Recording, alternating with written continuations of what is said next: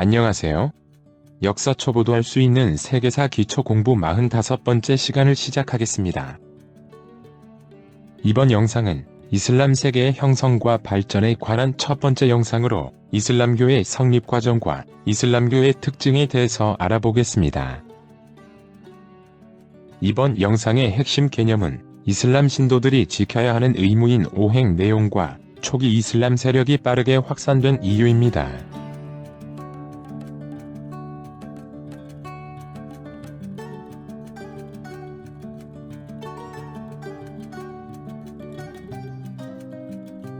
먼저 그동안에 학습했던 서아시아 지역의 역사 변천에 대해서 잠시 확인해 보겠습니다. 티그리스강과 유프라테스강 유역에서 발생한 메소포타미아 문명은 사방이 트여 있는 개방적인 지형이어서 이민족의 침입을 많이 받아 역사 발전이 복잡했는데 비옥한 초승달지대라고 불리는 이 메소포타미아 문명지대의 첫 번째 주인공은 수메르인이었고 이들에 의해 우르와 우르크 등의 도시 국가가 건설되었으며 수메르인의 뒤를 이어 아카디인 등 여러 민족이 끊임없이 주도권 다툼을 하다가 바빌로니아 왕국에 의해 통일되게 됩니다. 이 바빌로니아 왕국은 복수법을 특징으로 하는 함무라비 법전으로 유명한 함무라비 왕 때 전성기를 맞이하며 번영했는데 이 메소포타미아 문명은 세계에서 가장 먼저 철기를 사용했다는 히타이트에 의해 멸망되게 됩니다. 고바빌로니아 왕국을 무너뜨린 히타이트의 뒤를 이어서 북아프리카 나일강 유역에서 발생했던 이집트 문명지대를 포함하여 오리엔트를 최초로 통일한 나라는 기원전 2500년경부터 이어진 긴 역사를 가진 아시리아로 기원전 7세기의 우수한 철제 무기와 전차 부대 그리고 기병을 바탕으로 정복전쟁을 통해 대제국을 건설하고 넓은 영토를 강력한 군대와 역전제로 효율적으로 통치했으나 점령지에 대한 강압적 통치와 무거운 세금은 속주의 반발을 사게 되었고 결국 대단했던 아슈르바니팔 왕이 죽은 뒤 내분과 속주들의 반란이 일어나면서 최강을 자랑했던 아시리아도 메디아와 신바빌로니아 등의 연합군에 의해 기원전 612년 수도가 함락되고 자신들이 정복지에 했던 것과 똑같이 수도 니네베가 초토화되면서 통일한 지 약 60년 만에 멸망하게 됩니다. 아시리아가 멸망한 뒤 오리엔트는 칼데아, 즉 신바빌로니아와 메디아, 리디아, 그리고 이집트의 네 나라로 분열하게 되는데 이렇게 분열된 오리엔트를 기원전 6세기에 재통일한 나라가 그 유명한 아케메네스 왕조 페르시아로 다리우스 1세 때 전성기를 맞아서 이란을 중심으로 아프가니스탄 주변 지역과 지중해에서 아라비아해, 흑해와 카스피해, 그리고 아라해에 걸치는 엄청난 영토를 차지하였고 페르시아 전쟁을 일으켜 그리스를 쳐들어가기도 하다가 기원전 330년 마케도니아 알렉산드로스의 공격으로 수도 페르세폴리스가 함락되면서 멸망하게 됩니다. 그리고 이 아케메네스 페르시아는 이전의 아시리아나 바빌로니아 왕국과는 달리 곡물만 납부하면 피정복민의 문화와 종교, 언어, 관습 등을 존중해주는 등 관용적인 태도를 지녔는데 피정복민의 기술과 재능, 자원을 잘 활용했기 때문에 200년간 오리엔트 지역의 안정적인 질서를 유지하면서 번영할 수 있었고 이러한 관용적이면서 국제적인 흐름을 지닌 페르시아의 종교는 배화교라고도 불리는 조로아스터교였습니다. 이수스 전투와 가우가멜라 전투에서 다리우스 3세를 연이어 격파하면서 결국 기원전 330년에 아케메네스 페르시아를 멸망시키고 이 중동 지역의 주인공이 된 알렉산드로스 제국은 젊은 국왕의 갑작스러운 죽음으로 종말을 구하고 후계자들 간의 다툼으로 여러 나라로 분열되었다가 이후 세 나라로 재편되면서 이번 영상 내용인 헬레니즘 시대의 중동 지역에는 시리아 왕국이라고도 불리는 셀레우코스 왕조가 기원전 312년부터 기원전 63년까지 시리아와 이란 일대를 약 250년간 통치하면서 또 다른 헬레니즘 세계의 후예인 이집트의 프톨레마이우스 왕조와 패권을 겨루면서 번영하게 됩니다.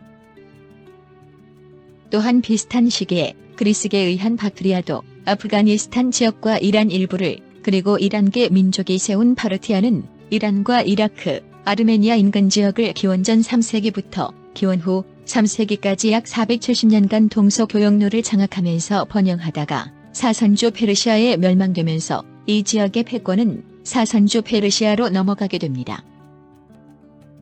아케메네스 페르시아의 부흥을 주장하면서 건립된 사산조 페르시아는 3세기부터 7세기까지 중동 지역의 주인공으로 지난 비잔티움 제국 영상에서 전성기였던 유스티니아누스조차 사산조 페르시아에 상당한 황금을 지급하면서 평화를 유지하고자 했던 것처럼 당시 비잔티움 제국인 동로마 제국과 일진일퇴에 기속된 영토 전쟁을 팽팽하게 진행할 정도로 강국이었는데 오랜 영토 싸움 과정에서 두 나라 모두 세력이 약화되었고 결국 651년 사산조 페르시아를 멸망시키고 뒤를 이어 서아시아 중동 지역의 새로운 주인공은 이번 영상의 이슬람 제국으로 연결되게 됩니다.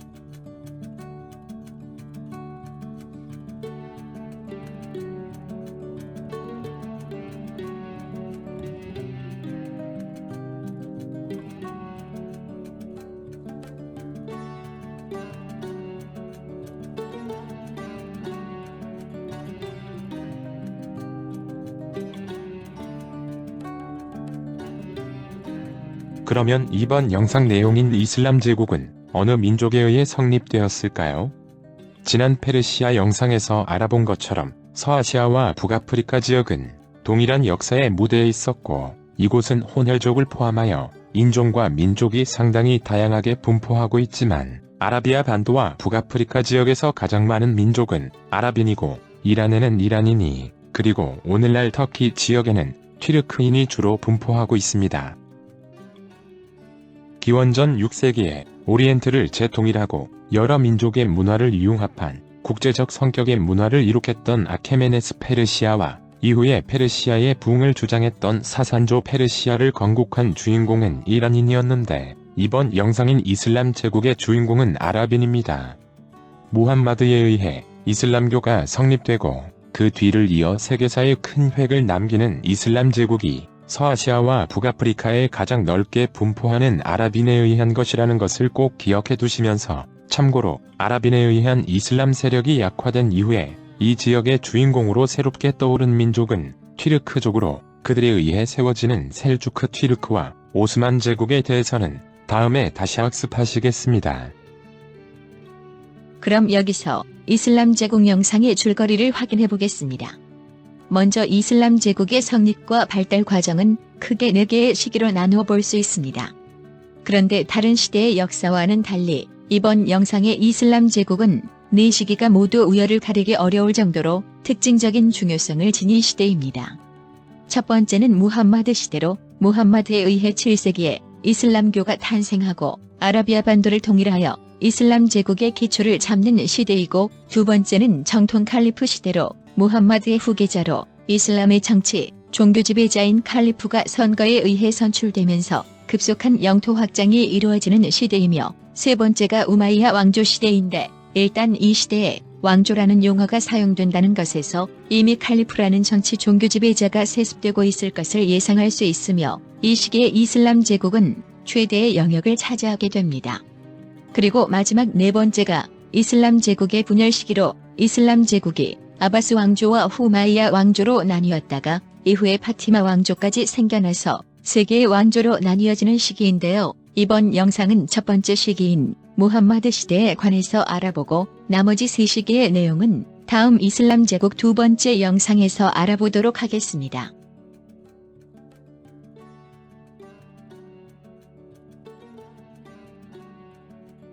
이슬람의 발전 과정이 4시기로 나뉘어진다는 줄거리 구조를 먼저 기억하시면서 첫 번째 시기인 이슬람교가 성립되는 무함마드 시대에 대해서 알아보도록 하겠습니다.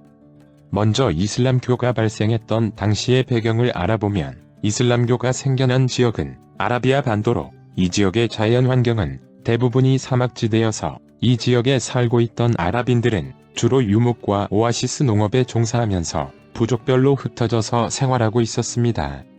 그런데 이 아라비아 반도에서 큰 변화가 생겨나게 된 것은 오랜 기간 대립해오던 비잔티움 제국과 사산조 페르시아와의 대결 구도가 6세기 후반에 더 가속화되면서 이들의 전쟁터 주변에 위치하고 있는 기존의 동서교역로인 사막길을 이용한 동서교류가 어렵게 됩니다.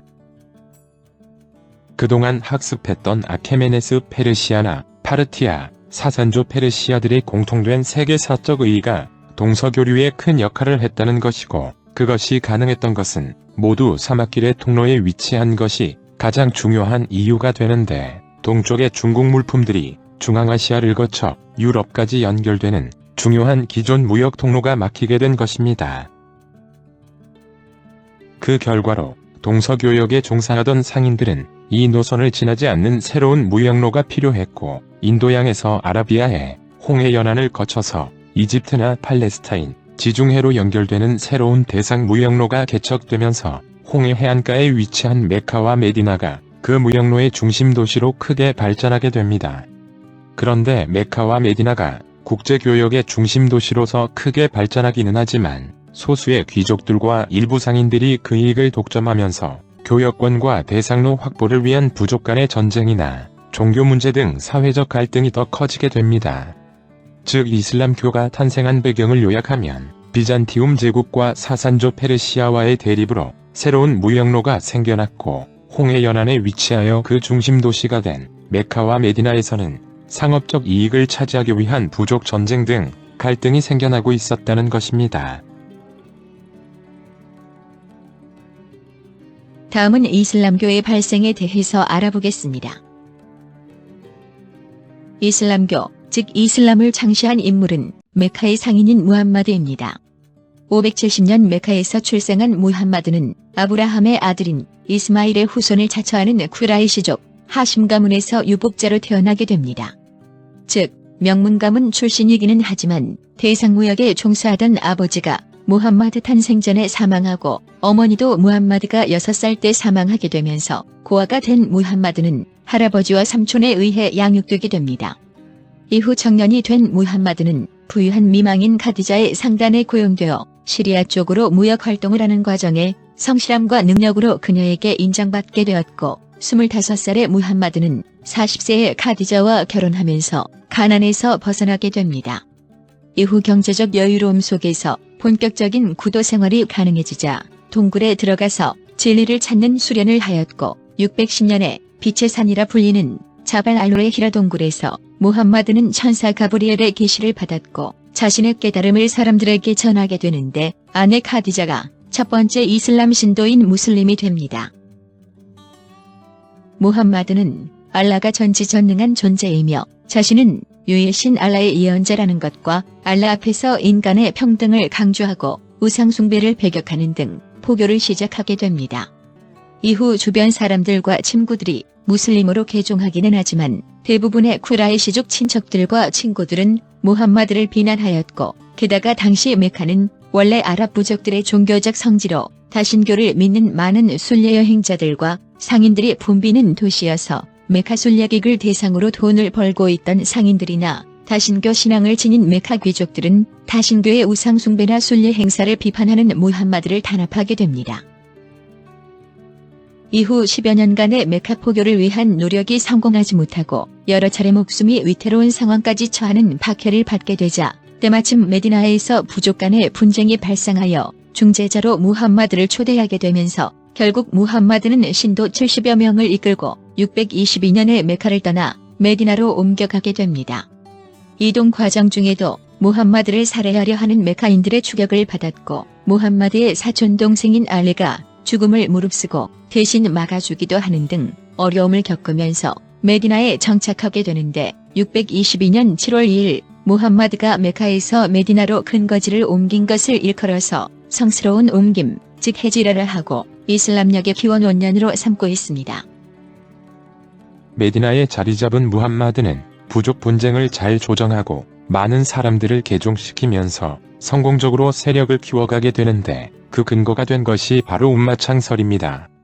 종전의 아랍 부족들에게는 공동체를 유지해오기 위한 부족 단위별로 4개의 직책이 있어서 부족회의를 주관하는 등 부족을 대표하는 부족장과 종교의식이나 축제 등을 주관하는 점술사 신관, 전쟁 등 군사문제 지도자인 전시 지도자, 그리고 부족 구성원 간의 분쟁을 조정하는 중재자가 있었는데, 무함마드는 이러한 종전의 부족별 공동체 통치체제를 움마 조직으로 대체하게 하였습니다.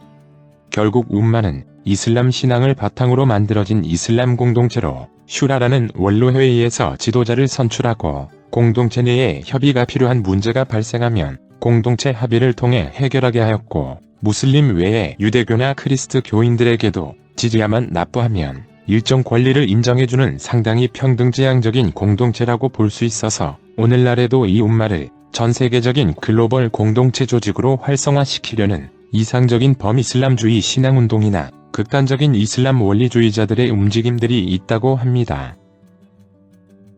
결국 무함마드는 이 움마 조직을 통해서 이슬람의 종교 지도자일 뿐만 아니라 메디나를 다스리는 여러 통치 규정 등을 제정하는 정치 지배자가 되었고, 또한 군사지휘관으로서의 권력도 모두 장악하게 되는데 622년 3월 바드르 전투에서 메디나를 공격해온 메카의 군대를 격파함으로써 이슬람 세력 확장의 초석을 만들게 됩니다. 이후 메카에 있는 쿠라이시 부족과의 협상을 통해 메카로 입성했다가 630년에는 무슬림의 죽음을 이유로 1만 명의 군대를 끌고 메카로 쳐들어가서 저항받지 않고 메카를 정복하였으며 카바 신전의 다심교 우상들을 모두 파괴하면서 카바 신전을 이슬람의 성지로 선포하게 됩니다. 이후 하층민뿐만 아니라 귀족 세력들도 무슬림으로의 개종이 늘어나게 되었고, 점령한 피정복민들에게 낮은 세금과 평등한 대우를 통해 자발적인 개종을 이끌어내게 됩니다. 이후에도 이슬람 포교를 위한 정복전쟁, 즉 지하드를 계속한 무함마드는 이슬람을 개창한 지 20여 년 만에 아라비아 반도 대부분을 통일하여 이슬람 제국의 기반을 마련하였고, 632년 마지막 순례를 마치고 메디나에서 아내 아이샤가 지켜보는 가운데 62세의 나이로 세상을 떠나게 됩니다. 그는 첫째 부인 카디자의 죽음 이후 수많은 아내를 맞이하였고, 심지어 자신을 따르던 아부 바크르의 9살 딸인 아이샤와 결혼하기도 하였으며, 그 언행 중에 인간적인 약점도 많이 보여서 타종교인들에게는 비난과 비아냥의 대상이 되기도 합니다.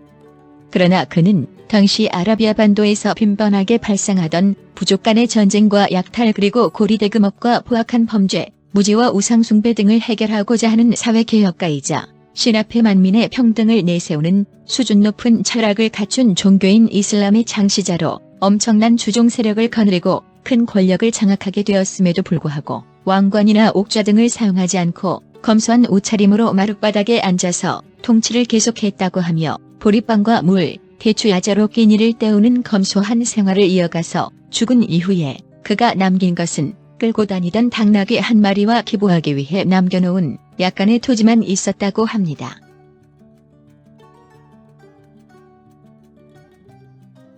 무함마드에 의해 창시된 이슬람교는 유일신 하나님, 아랍어로 알라라고 부르는 존재를 믿는 종교로 중국사에서는 회외교, 우리나라에서는 회교라고도 부르고 있습니다.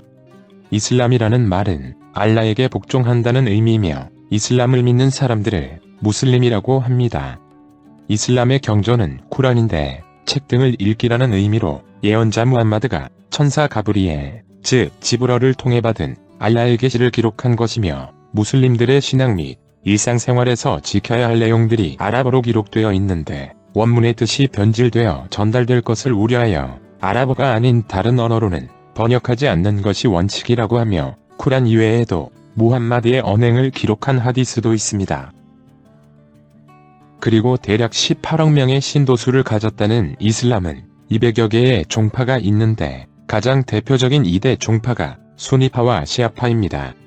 80%가 넘는 대다수의 무슬림들이 수니파로 그 종주국을 자처하는 국가가 사우디아라비아이며, 나머지 15% 정도가 시아파로 이란과 이라크에 주로 분포하고 있으며, 나머지는 이바드파, 신비주의 수피즘 등이 있는데 수니파와 시아파에 관한 내용은 다음 이슬람 제국 두 번째 영상에서 추가로 알아보겠습니다.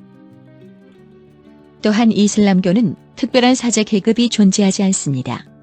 종교 지도자로 이맘이 있기는 하지만 수니파에게 이맘은 직업적인 성직자가 아니라 이슬람 예배 시의 의식을 주도하는 사람 정도이지만, 시아파에서의 이맘은 무함마드의 혈족인 알리와 그 후손만을 일컫는 특별하게 신성한 존재로 현재는 존재하지 않는다고 합니다. 그리고 이슬람에서는 유대인과 아랍인의 공통 조상인 아브라함이나 이집트에서 고통받던 유대인들을 팔레스타인으로 인도한 모세, 그리고 그리스도교 창시자인 예수까지를 모두 예언자로 인정하면서 이들 뒤에 출현한 이슬람 창시자 무함마드가 최후의 예언자로 더 중요하고 격이 높다고 주장합니다.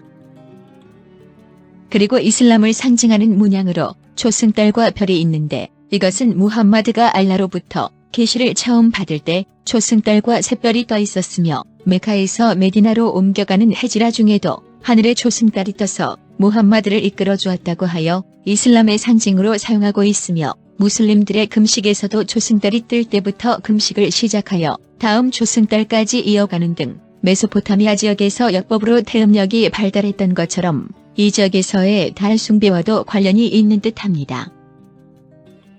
그리고 이슬람의 사원은 모스크라고 하는데 페르시아 건축과 로마 건축에서도 많이 나타났던 돔 건축과 미나렛 첨탑을 특징으로 합니다.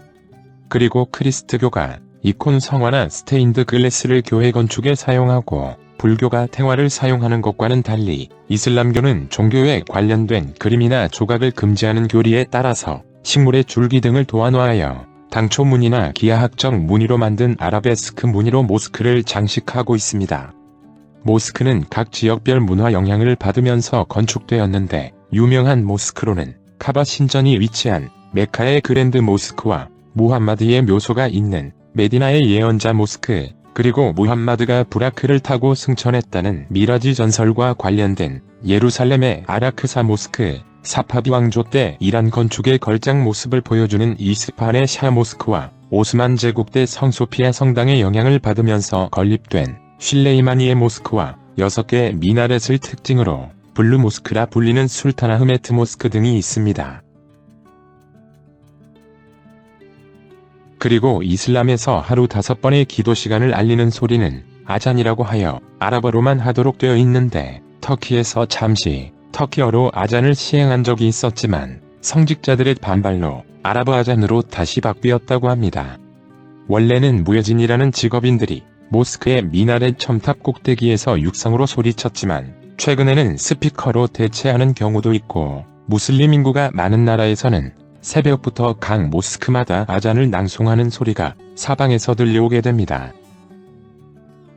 또 이슬람만의 독특한 식문화 내용으로 하람과 할랄이 있는데 금지된 음식을 뜻하는 대표적 하람으로는 술과 돼지고기가 있습니다.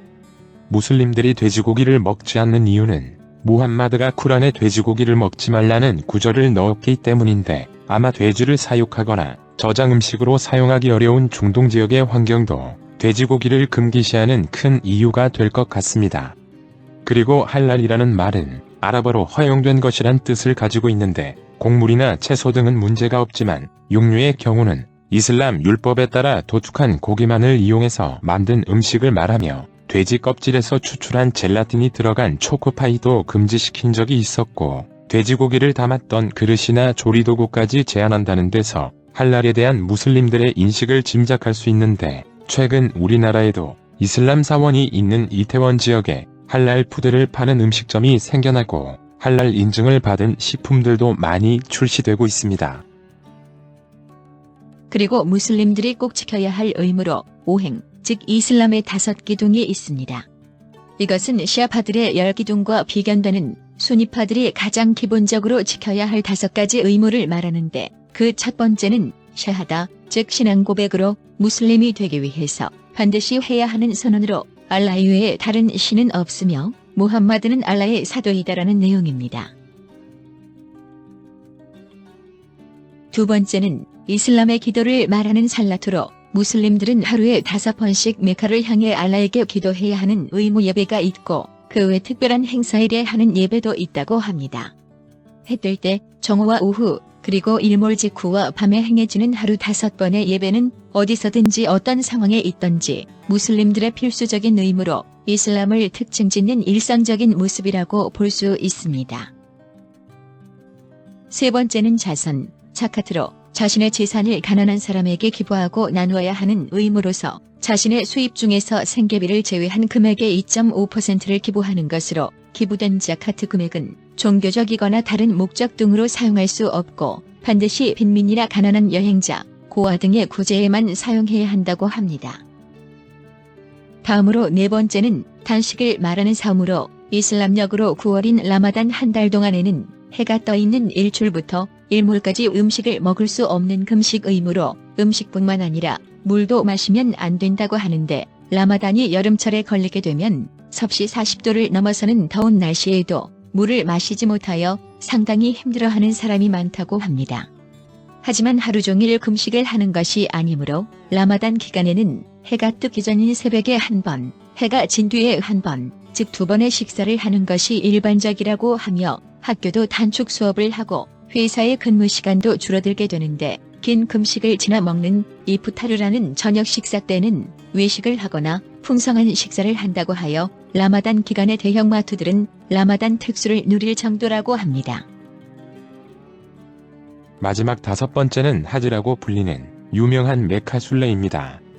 병자나 빈민 등 특별한 경우를 제외하고는 모든 무슬림은 일생에 한 번은 메카 순례를 해야 하는 것이 하지로 이슬람력 12월에 무함마드의 탄생지이자 이슬람 최고의 성지인 사우디아라비아의 메카에 엄청난 순례객들이 모여서 카바 신전을 도는 장관을 보여주게 됩니다. 이 하지의 대표적인 순례 행사가 행해지는 카바 신전은 아브라함을 공동 조상으로 하는 유대인과 아랍인이 출현한 것과 관련이 있습니다. 성경과 쿠란의 내용에 의하면 아브라함의 본처 사라가 자식을 낳지 못하자 사라의 몸종인 이집트인 하갈과 아브라함 사이에서 먼저 아랍인의 조상이 되는 이스마엘이 태어났고 이후 본처인 사라가 이삭을 낳게 되는데 이 이삭이 유대인의 핏줄로 이어지게 됩니다. 이후 사라가 하갈과 이스마엘을 내쫓기를 원했고 할 수 없이 아브라함은 이스마엘과 하갈을 사막에 내려두고 떠났는데 목마름으로 죽어가던 이스마엘을 살리고자 하는 하갈의 기도에 응답하여 이곳에서 샘물이 생겨났고 이후 이곳을 다시 방문한 아브라함과 이스마엘이 제단을 쌓는 주춧돌을 놓았다고 하는 위치가 바로 오늘날 카바 신전이 있는 곳이라고 합니다. 정방형인 큐브라는 의미를 지닌 카바 신전은 원래 이슬람 성립 이전부터 아랍 부족들과 여러 다신교 종파에서 신성한 곳으로 숭배되고 있었는데 630년에 메카를 점령한 무함마드가 카바 신전에 보관되어 오던 여러 부족들의 신상 등 우상 360여 개를 모두 없애버리게 됩니다. 이 카바 신전의 크기는 한 변이 약 12m와 10m이고 높이는 14m에 37평 정도로 그 엄청난 위상에 비하면 소박한 크기인데 외벽은 화강암, 내부는 대리석으로 만들어져서 3개의 기둥이 세워져 있으며 신전 바깥에는 쿠란 구절을 금실로 새긴 검정색 비단천이 드리워져 있고 신전 외벽의 동쪽 모서리에는 아브라함과 이스마엘이 천사 가브리엘에게서 받았다는 30cm 크기의 성스러운 검은 돌이 은으로 된 못으로 박혀져 있습니다. 카바 설교를 시작으로 하는 순례 의식은 1년 중 날짜를 가리지 않고 할 수 있는 umra 소순례와 이슬람력으로 12월 8일부터 5일간 진행되는 대순례, 하지로 나눠집니다.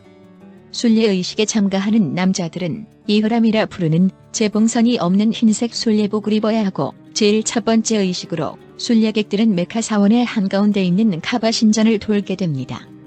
카바 신전의 동쪽 모서리 부분에 박혀있는 검은 돌을 만지거나 입을 맞춘 후에 카바 신전을 반시계 방향으로 4번은 빠른 속도로 3번은 천천히 총 7바퀴를 돌게 되는데 이 메카대 사원의 순례 행사를 한 후에는 하갈이 이스마일에게 먹일 물을 찾아다녔다는 인근에 있는 사파와 마르와트 2 언덕 사이를 7번 반복하여 왕복하고 천사의 날개가 닿은 곳에서 생겨났다는 잠잠 샘물도 떠마시면서 소순례가 끝나게 됩니다.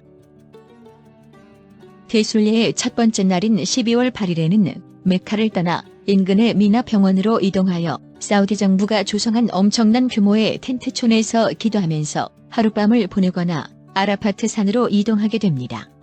그리고 두 번째 날인 9일에는 하주 행사 중에 가장 중요한 의식인 무함마드가 최후의 설교를 했다는 아라파트 산으로 이동하여 자신의 삶을 되돌아보고 죄를 반성하는 기도와 명상을 하게 됩니다. 그리고 일몰이 되면 아라파트를 떠나 버스를 타거나 걸어서 무지달리파 병원으로 이동하여 다음날 행사에 쓰일 작은 돌 49개를 모으면서 노숙을 하거나 동트기 전에 미나 병원으로 다시 이동하게 됩니다. 세 번째 날에는 새벽 기도로 정신수행을 한 후 동트기 전에 미나 병원으로 이동하여 아브라함을 유혹했다는 악마를 상징하는 3개의 돌기둥에 7개의 조약돌을 7차례 던지는 자마라트 행사를 이틀에 걸쳐 하게 됩니다. 사탄아 물러가라는 주문을 외치면서 격렬하게 진행되는 하지 순례 행사 중에 가장 위험한 행사로 2015년에는 2,400명 이상이 압사할 정도로 사고가 자주 발생하고 있고 돌기둥에 돌을 던지다가 반대편에 있는 사람을 맞히는 사고 등을 예방하기 위해서 2004년에는 26m의 돌벽으로 개조되었습니다.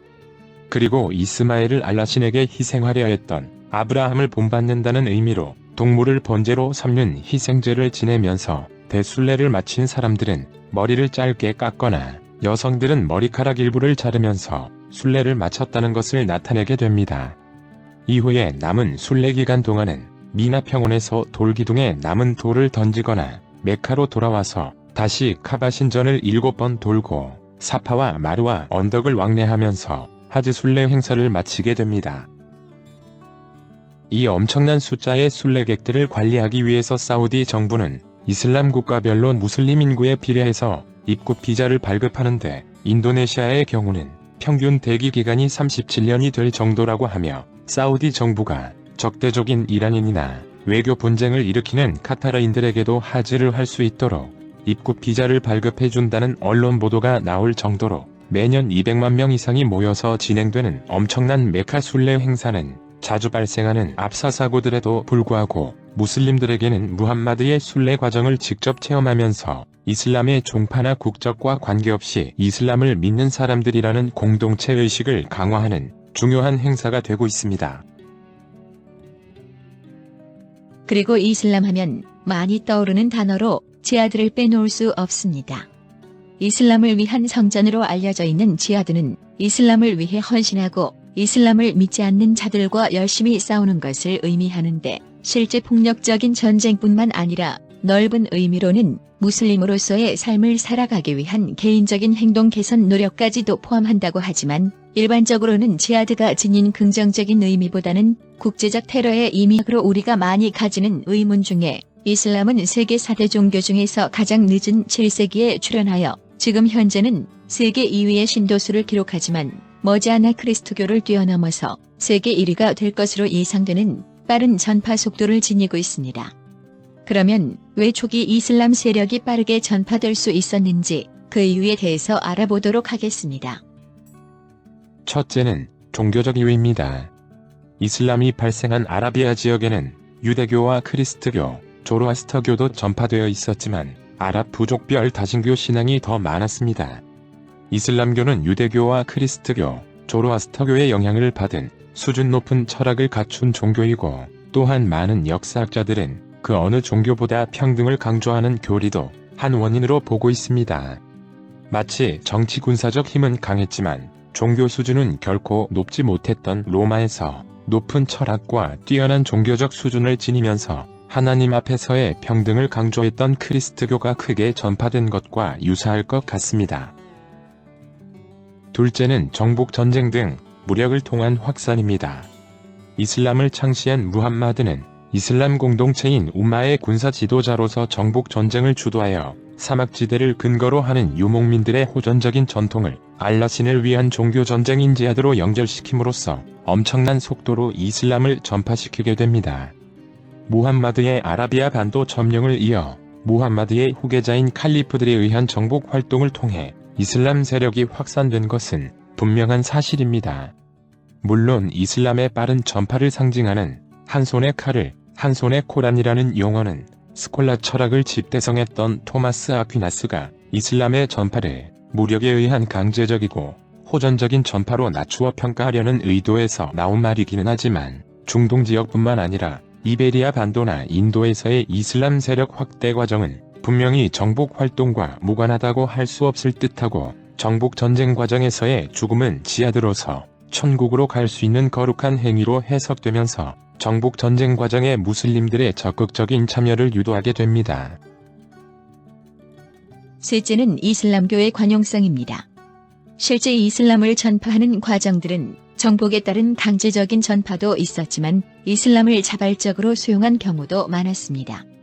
umma라는 초기 조직은 이슬람 공동체에 속하는 일원들을 종족이나 혈통, 계급을 초월하여 이슬람이라는 종교의 이름으로 뭉치게 하여 무슬림의 단결력을 강화하게 됩니다. 또한 다음 이슬람 제국에서 다시 알아보겠지만 초기 이슬람 시대에는 이슬람을 강요한다기보다는 종교 선택의 자유를 보장했는데 단 이슬람을 받아들이지 않는 사람들에게는 지제아라는 인두세를 부과하는 방법을 사용하게 됩니다. 실제로 이슬람이 창시될 당시 사선조 페르시아나 비잔티움 제국과의 대립 과정에서 힘없는 피정복민들은 강대국들의 과중한 세금으로 힘들어하고 있었는데 개종자들의 경우에는 세금을 줄여주고 이교도의 경우에도 지지야만 납부하면 그들의 전통이나 종교를 허용해주는 관대함이 이슬람교에 대한 호감을 불러일으키게 됩니다. 이후 시간이 지나면서 이슬람으로 개종한 경우에 받는 여러 특혜나 보상들이 늘어나고 관용적이라고는 하지만 비무슬림의 종교 활동 제한 조치 등은 결국 다른 종교의 세력을 점차 잠식하면서 개종자들이 늘어나게 됩니다. 일반적으로 세계사에서 벌어진 전쟁 중에는 정치, 자원, 영토 전쟁보다 종교 전쟁이 가장 잔혹하여 상대를 철저하게 살해하거나 상대 종교에 대한 엄청난 박해가 이루어지는 경우가 많은데 이슬람이 정복한 이민족들에게 행했던 세금 부과 정도의 강요는 사실 그다지 가혹하다고 볼 수 없어서 이러한 이슬람의 관용성도 분명히 이슬람 세력 확산의 원인으로 볼 수 있을 듯합니다. 이번 영상 내용인 이슬람은 아무래도 우리에게 익숙지 않은 종교라서 하즈 행사 등을 조금 자세히 알아보았는데요. 이따금씩 국제 뉴스를 통해서 세계를 떠들썩하게 하고 있는 이슬람이 보여주는 호전적인 모습이나 일부 이슬람 단체들의 잔혹한 테러, 그리고 인권 문제나 여성 문제 등에서 보여지는 이슬람의 독단적이고 보수적인 자세는 무슬림이 아닌 사람들에게 놀라움과 동시에 심한 거부감과 적대적인 느낌까지 주면서 이슬람에 대해서 다가서기 어렵게 하는 것이 사실이지만, 동시에 이슬람 지역 여행지에서 보여지는 이슬람 사람들의 따뜻하고 순박한 모습들은 우리에게 이슬람에 대한 잘못된 오해나 편견이 없는지도 한 번쯤 돌아보는 계기가 되게 하는 것 같습니다.